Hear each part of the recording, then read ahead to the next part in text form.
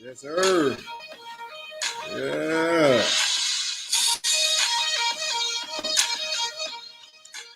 Welcome to anybody that's tuning in. Yeah. Yes, I'm back. It is your host, Eve, for the Holding On Sports broadcast. I'm coming to you this evening from the good old Raleigh, North Carolina. Championship Saturday. Yes, college football is heavy today. A lot of games going on. I'm looking at Alabama and Georgia going on right now. Alabama up 31-17 over Georgia. Well, I don't know. 7:47 left. Georgia ball. We will see what the deal is. I want to thank everybody that is giving me a look. I truly appreciate it. I appreciate anybody to time out your day to really mess with me. And if you like what you hear, hit that like button, hit the subscribe button, and share it. Show it to people. If you like what we're talking about. We got a good portion of stuff to get into. They got a little bit of NBA talk, got some NFL talk, a little college football playoff talk. But I am going to start out with the home team, Charlotte Hornets. Now, they haven't played games in a couple of days. The last game they played was against the Bucks. LaMelo Ball had a career high, was at 36 points, but in the end, the Bucks finished the game, gave it to Giannis, and they took the L, which wasn't surprising. That's the defending champs, but we've seen the start. But that's not the news that I want to talk about. They got Atlanta tomorrow night, but the problem is they put 4 players this morning in the NBA's health and safety protocols. Jaden McDaniels, rotational player, but 3 starters. Mason Plumlee, who's I believe has missed the last 4 games with a calf strain, was going to come back tomorrow against Atlanta, but he's in health and safety protocols, along with the young boy, the phenom, LaMelo Ball, was placed in health and safety protocols, along with his starter point guard right next to him, scary Terry Rozier. So, yeah, man, we got to talk about that, Hornets fans. I am a Hornet fan, and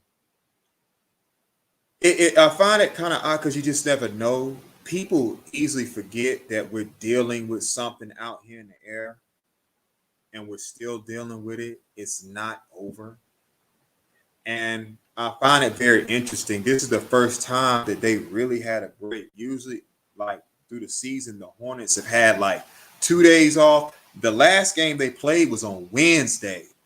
So they had Thursday, Friday, Saturday. They had an away game in Atlanta tomorrow night on Sunday. 4 players in health and safety protocols.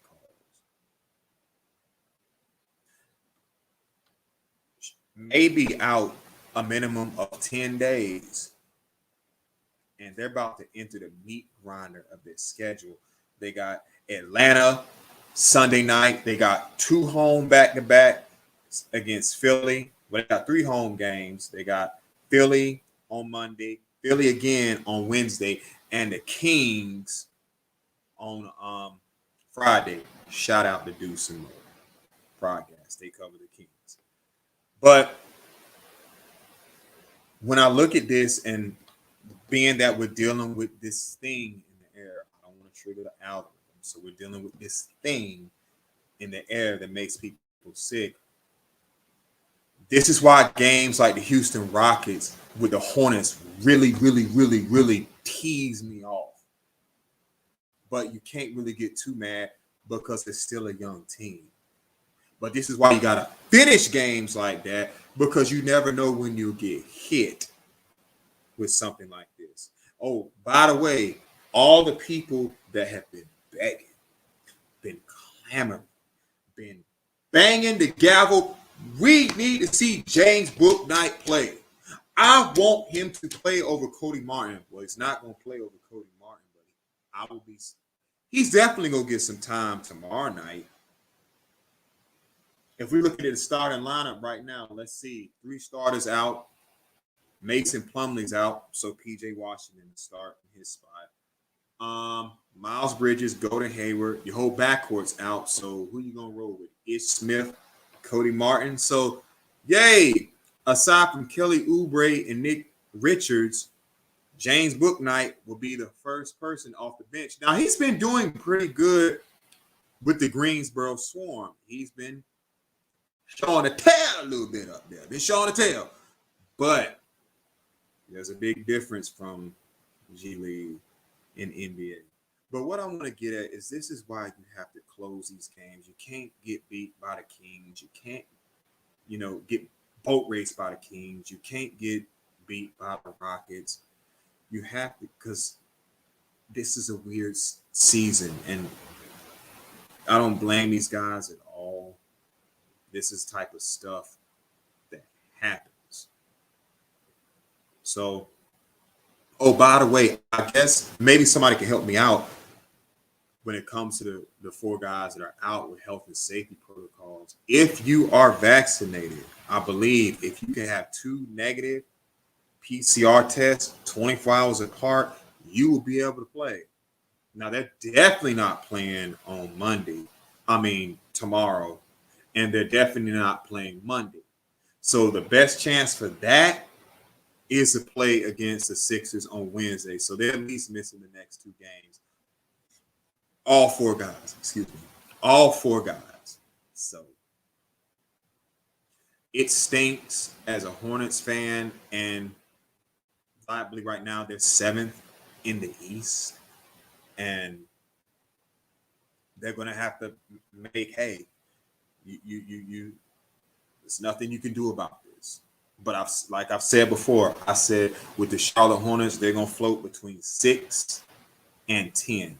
That 4th spot and that 11th spot, as right now, unless something dramatically changes, there's like 2 or 3 games between that. So it's going to be tough. It was their goal. I didn't say this. Nobody else said this. Their goal to make the playoffs. So I'm not thinking, when we say playoffs, we're talking about making a play-in. We did that last year. So when it comes to making the playoffs, I'm talking at least 6 seed. So that's their goal. And it's still early. We're only in December. I would rather this happen now than March or April. I'm always a glass half full type of guy. That's just how I move. But that's what I got to say about the Charlotte Hornets. Staying in the NBA, though. Staying in the NBA.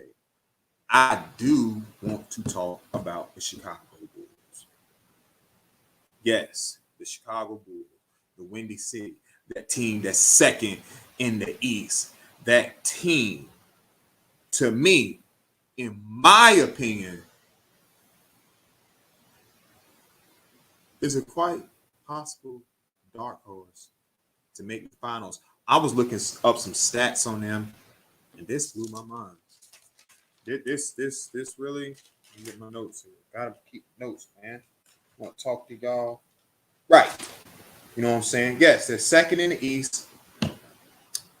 4th in field goal percentage. Oh, that's nice. That's not the one that got me. They're 28th in 3-pointers made.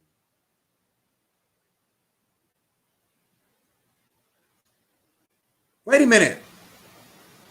I was told in this era of basketball, you have to be able to shoot threes very good to be successful.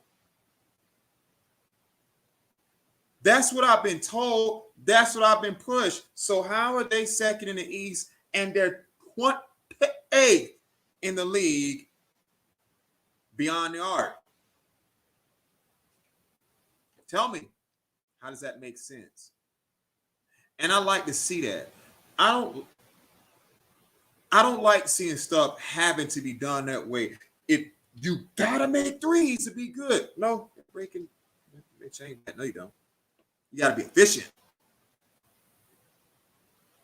I watched them play the Hornets the other night, and their ball movement is some of the best in the league. And we already have a hard time defending. I swear, I saw, especially in the fourth quarter, in the second half, I seen DeMar DeRozan shoot from the same spot at least 7 times and sink, sink, sink, sink, sink. By the way, DeMar DeRozan averaging over 25 points. Zach LaVine averaging over 25 points. Oh, yeah, and both are shooting close to 50% from the field.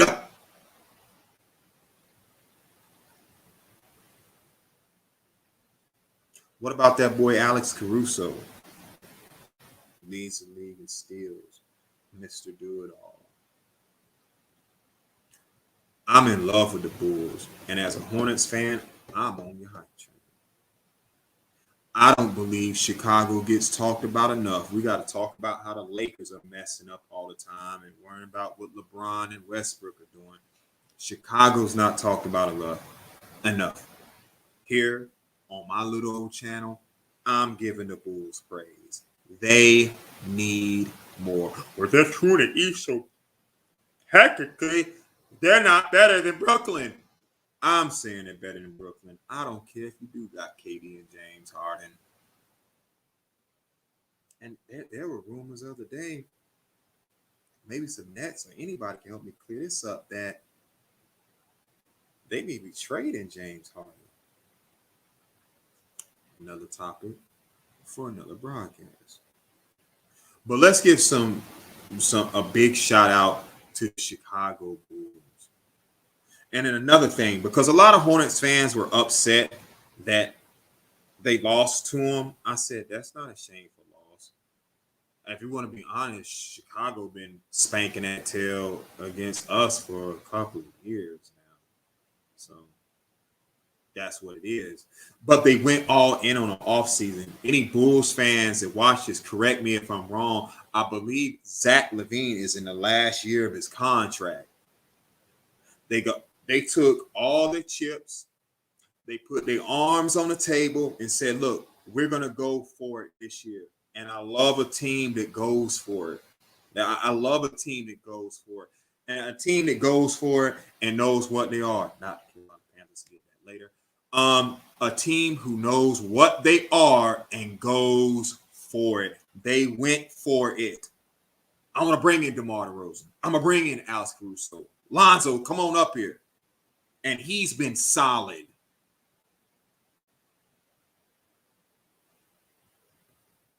I'm not going to come up here and say the Bulls are back, but what I will say, people need to be paying attention to them a little bit more than they are.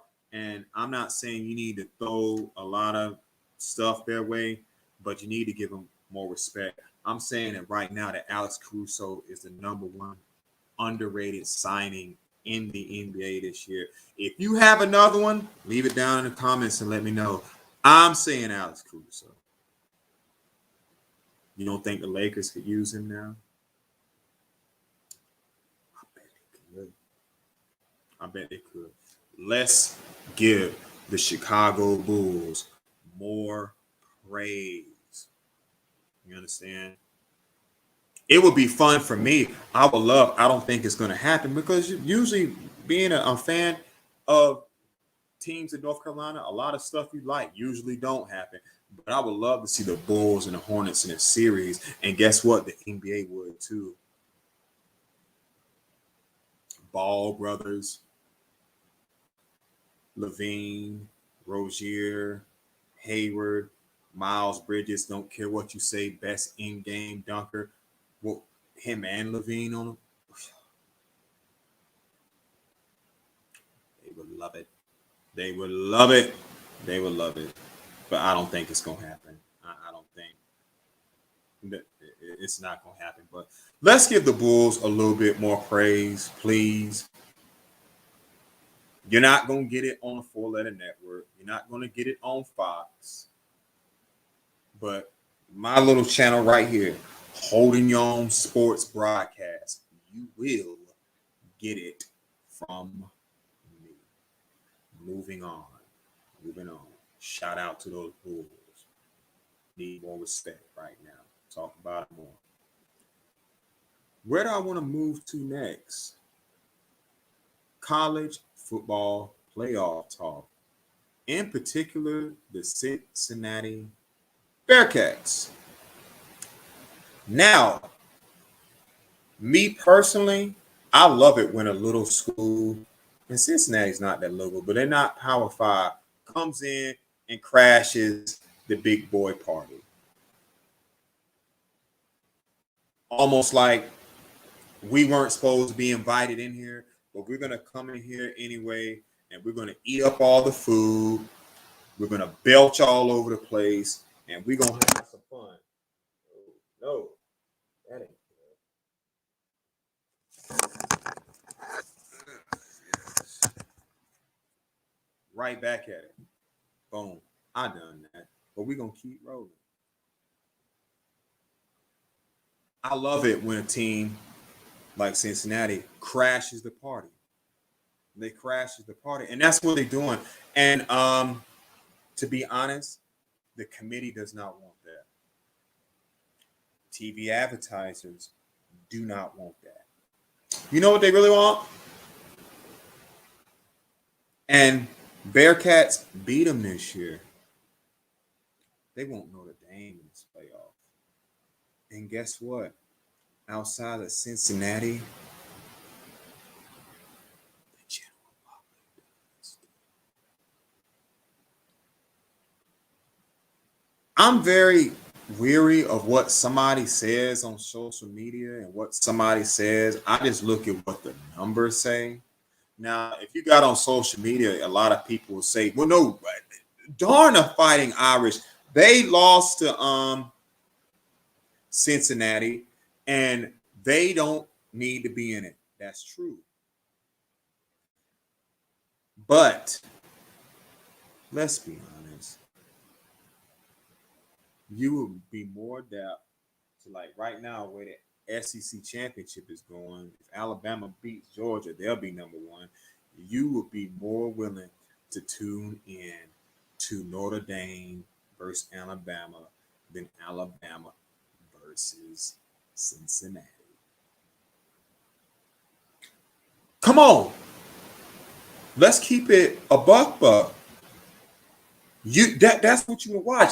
That's what the numbers say. That's why I always laugh when the NCAA tournament comes around and everybody says they like underdogs, but when they get to the Elite Eight, nobody really watches like that.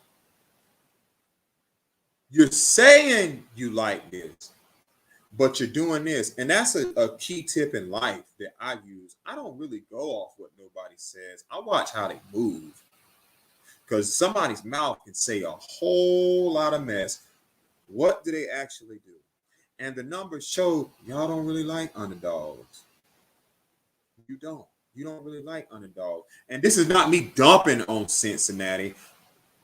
They win today, and I forgot what the score is because they're playing right now. But if they win today, leave them in the playoffs. But they are rooting for Houston to beat them. They already got what they wanted. Big 12 championship. Baylor beat Oklahoma State. Now, no shot to Oklahoma State. Oklahoma State. Notre Dame. Oklahoma State. Notre Dame. Let's be real.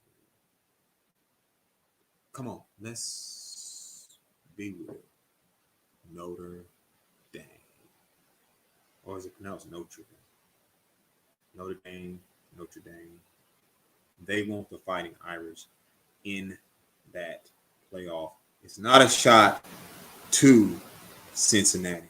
Not a shot to Cincinnati by no circumstance. It's all about one thing. You know what it is? The All almighty dollar. Viewership, eyeballs. That's what they want. Why they want to expand the college football playoffs? Oh man, I think it's just a cool thing to do. No, more money. More money. Honestly, I don't think it should go past 8, and I don't think it should be 12. I don't want to see nobody get pasted by SEC school. I'm sorry, I don't. I don't want to see that. You know, I don't want to watch that. And I don't know. Maybe y'all like watching blowouts. I don't. I like watching a good game. I don't want to see a team get pasted. And you know what? If Alabama does end up playing Cincinnati, you already know what the result's going to be. Like, come on. You know what the result's going to be. The line's going to be at least 14 points. And it's good for Cincinnati to be there. I just want to see a good game. You understand? I want to see a good game. But this is more about ratings, eyeballs, and money. And the college football playoff committee is against you, Cincinnati. Now, as being a fan of a sport, Bearcats want to improve. Look, you know what? I'm about to look in real time and see what the score is with this game because I want to know. I know what it is right now.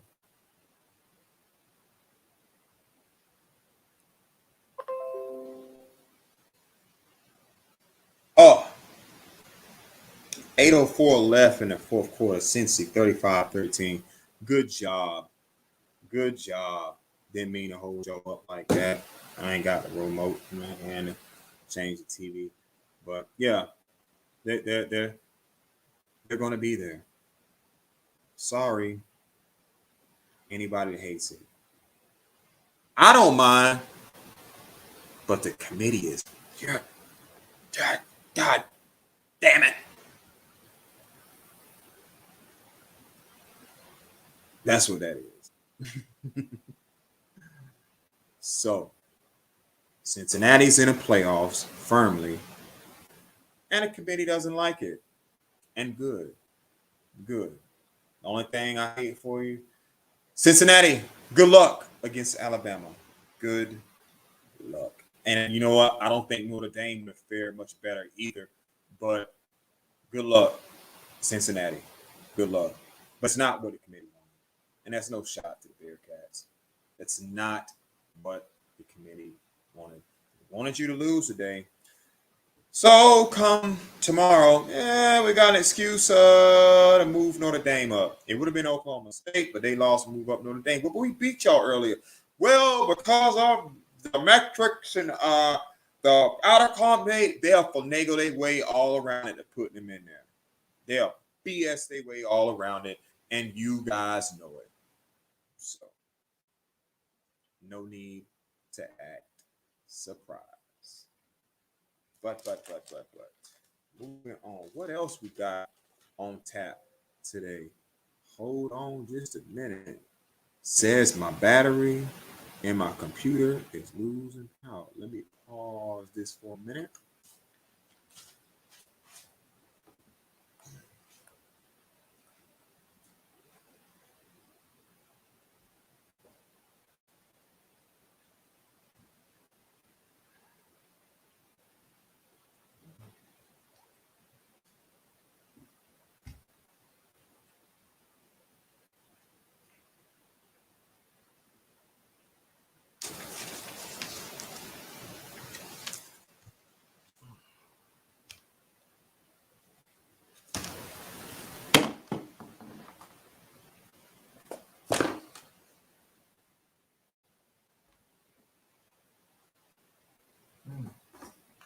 Short, little, intermission,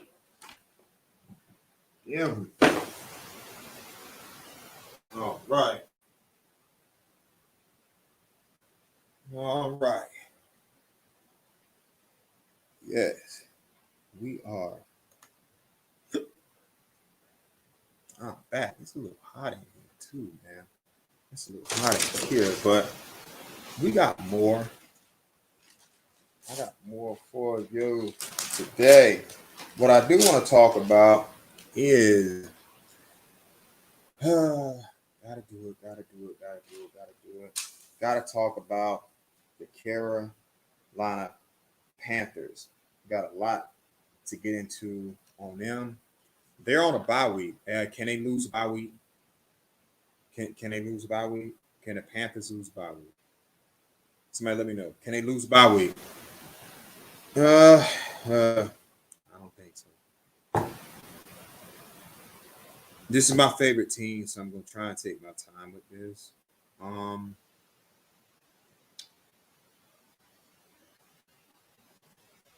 The bye week, they need to come out with an agenda and stick to it. Not only for the rest of the games and beyond.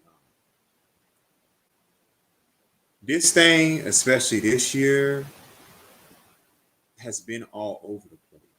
It's been all over the place. Now, we were in a rebuild, supposedly. You won 3 games against 2 bad teams, 1 mediocre. One that the Saints was missing a lot of guys.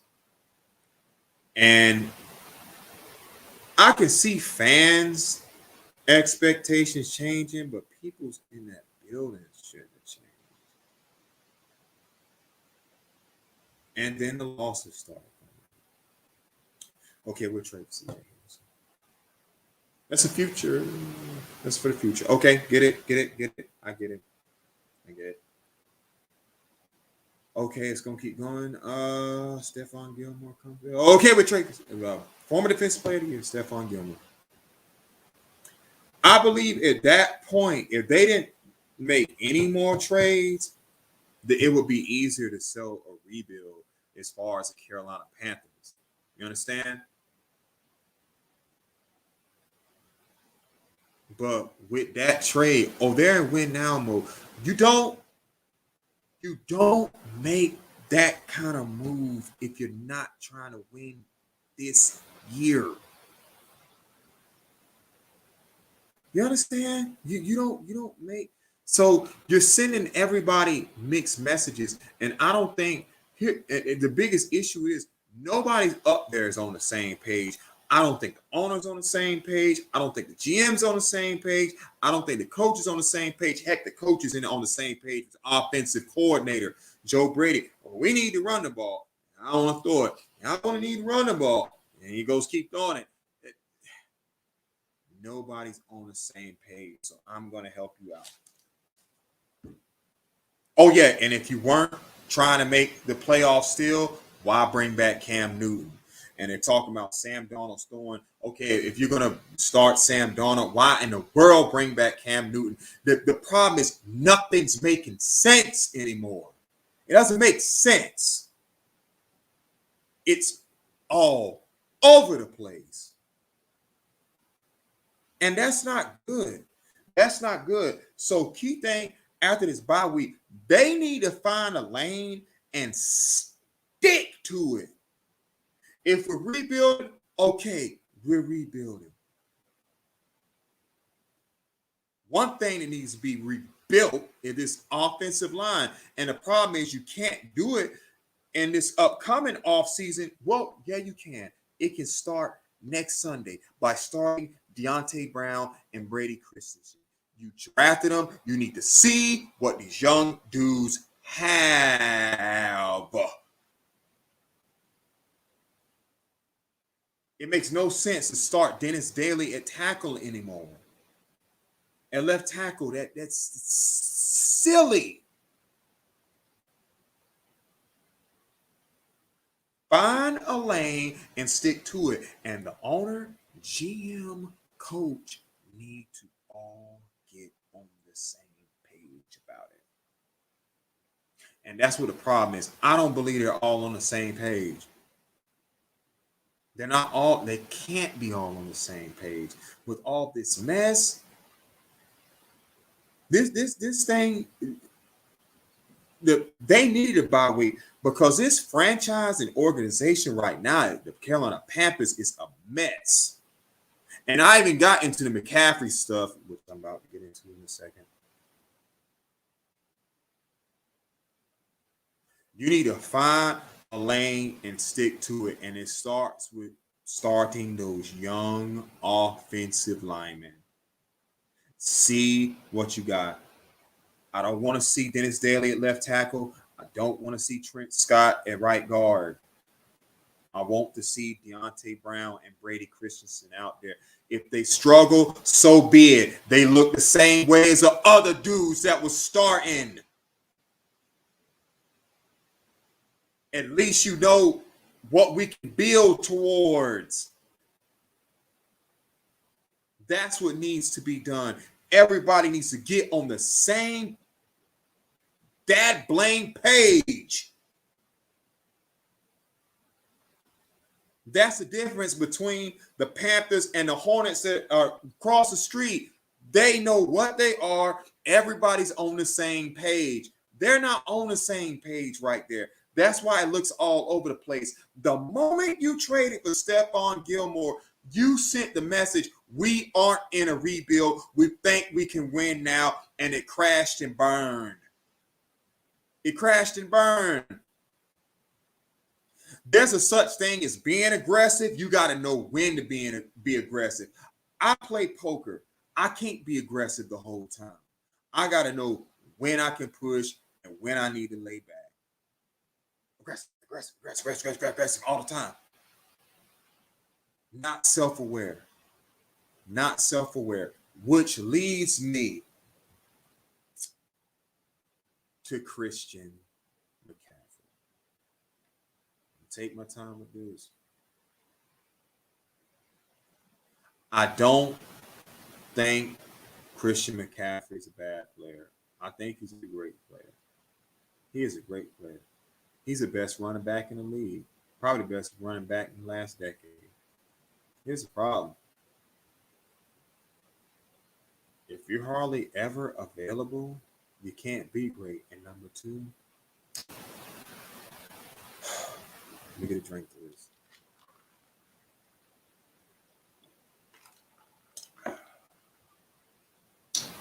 Yeah. Oh boy.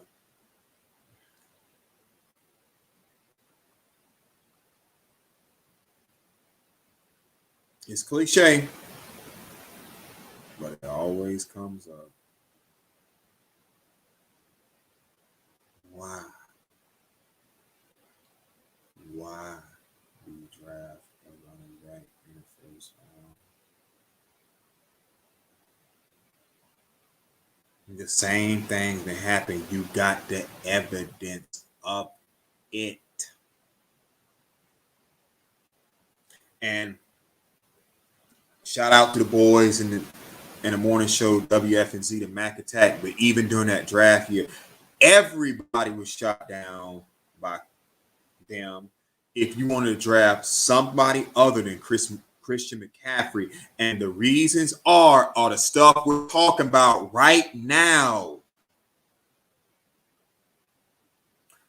First mistake, drafting a running back in the first round. Second mistake, giving him a second contract.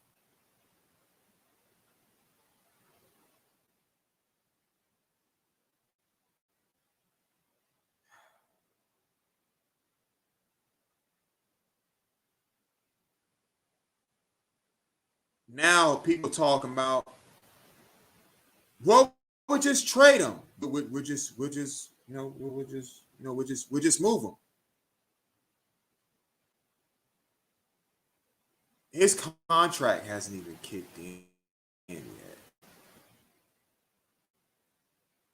Hold on. My internet is acting goofy. Don't nobody need Spectrum. It's very bad.